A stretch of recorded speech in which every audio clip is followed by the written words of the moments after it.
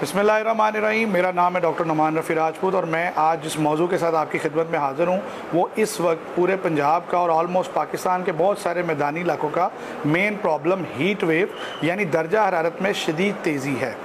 जैसा कि हम सब जानते हैं कि इंसानी जिस्म का दर्जा हरारत एक मखसूस लेवल पे परमानेंट रहता है और इसी दर्जा हरारत को चाहे सर्दी हो या गर्मी इंसानी जिस्म के तमाम अज़ा उसको पहचानते हैं। इसे हम होम्योस्टेसिस कहते हैं, यानी किसी भी टेम्परेचर और किसी भी दर्जा हरारत का बैरूनी दर्जा हरारत का जिस्म के ऊपर असर नहीं होता, यानी तमाम अज़ा नॉर्मल काम करते रहते हैं। लेकिन जब बहुत ज़्यादा बाहर सर्दी हो या बहुत ज़्यादा बाहर गर्मी हो तो आहिस्ता आहिस्ता ये बैलेंस जो कुदरत की तरफ से बना है ये ख़राब होना शुरू हो जाता है और ये बैलेंस हमारे मुख्तलिफ़ अज़ा को ख़राब करता है। तो आजकल चूँकि मौसम गर्मा है और मौसम गर्मा की शिद्दत बढ़ गई है, इसकी वजूहात में यकीनन हम सबको पता है कि ग्रीन हाउस इफ़ेक्ट यानी कि दरख्तों का ना होना, पानी के ज़खायर का ना होना, आलूदगी, माहौलियाती आलूदगी और दरख्तों का कम होना, जंगलात का कम होना, ये वो तमाम अवामिल हैं जिनकी वजह से गर्मी यानी दर्जा हरारत बढ़ रहा है। इसको ग्रीन हाउस इफ़ेक्ट भी कहा जाता है, इसको ग्लोबल वार्मिंग भी कहा जाता है।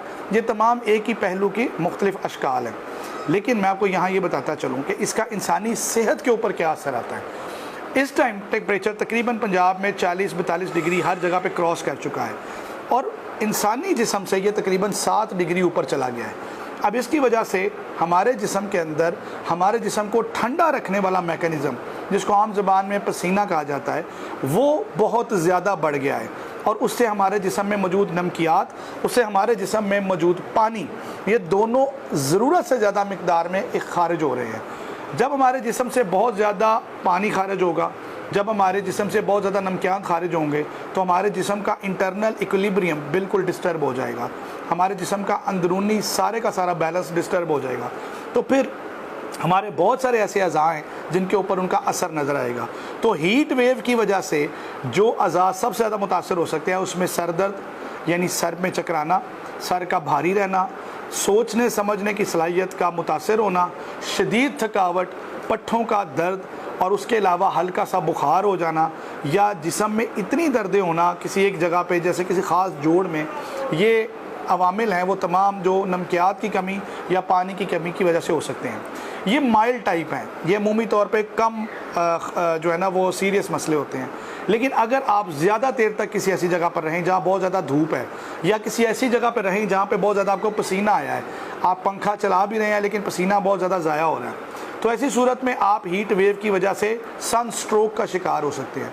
सन स्ट्रोक एक ख़ास मेडिकल एमरजेंसी है, इसमें जिस्मानी दर्जा हरारत बहुत ज़्यादा बढ़ जाता है और उसके बढ़ने से हमें सर दर्द, उसके अलावा उल्टियाँ, पेट का दर्द, तेज़ बुखार और उसके अलावा हम बेहोशी की सूरत हाल में भी जा सकते हैं और झटके लगना तक भी पॉसिबल हो सकते हैं।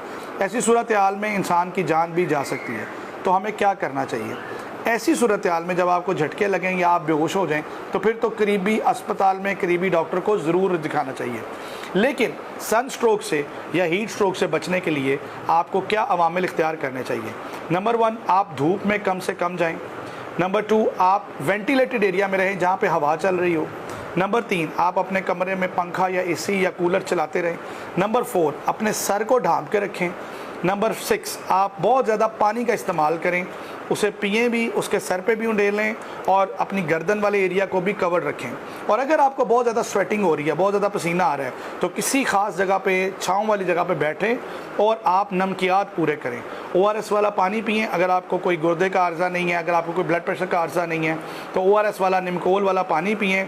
अगर आपको डायरिया या इससे पखाने शुरू हो जाएं तो फिर करीबी डॉक्टर से रजू करें। याद रखिए, हीट स्ट्रोक मौसमियाती तब्दीलियों की वजह से आया है और ये कुछ अरसा अभी चलेगा। तो 8, 10, 15 दिन की एहतियात हमारी ज़िंदगी के लिए और हमारे प्यारों की ज़िंदगी के लिए बहुत इंपॉर्टेंट है। गैर ज़रूरी सफ़र से परहेज़ करें, धूप में कम जाएँ, अपने आप को कूल या ठंडा रखें, पानी का ज़्यादा इस्तेमाल करें और छाँव और सायादार जगह पर रहें। अल्लाह ताला आपका, मेरा और हम सब का हामी और नासिर हो।